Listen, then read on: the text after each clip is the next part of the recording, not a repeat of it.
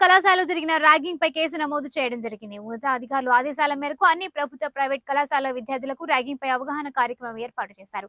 భవిష్యత్తులో ఇలాంటి సంఘటనలు జరగకుండా పోలీస్ శాఖ పరంగా కఠినంగా వ్యవహరిస్తామని, సీనియర్స్, జూనియర్స్ పట్ల ప్రేమతో మెలగాలని, కానీ ర్యాగింగ్ చేయడం మంచి పద్ధతి కాదని 1వ పట్టణ సీఐ కృష్ణారెడ్డి తెలిపారు. ర్యాగింగ్ అవేర్నెస్ ప్రోగ్రామ్ గురించి మా జిల్లా ఎస్పీ గారు అయినటువంటి K Srinivasu sir all colleges ప్రిన్సిపాల్స్ని, అట్లాగే ఆ కాలేజీలో ఎవరైతే ర్యాగింగ్ గురించి టీమ్స్ ఉంటే వాళ్ళందరి గురించి కూడా నిన్న ఈ ర్యాగింగ్ అవేర్నెస్ క్యాంపులు కూడా పెట్టడం జరిగింది.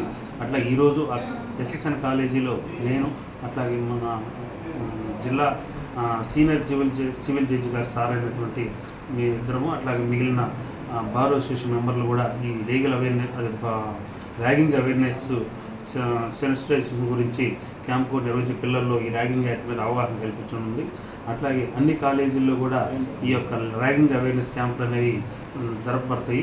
పిల్లల్లో ఇటువంటి చట్టాల మీద అవగాహన కల్పించి మంచిగా వాళ్ళు చదువుకొని ఇటువంటి ర్యాగింగ్ బారిన పడకుండా, అట్లా ర్యాగింగ్ చేయకుండా ఇటువంటి అవేర్నెస్ క్యాంపులు కూడా జరుపుతూ ఉంటామని పోలీస్ తరఫున జరుపుకుంటున్నాం.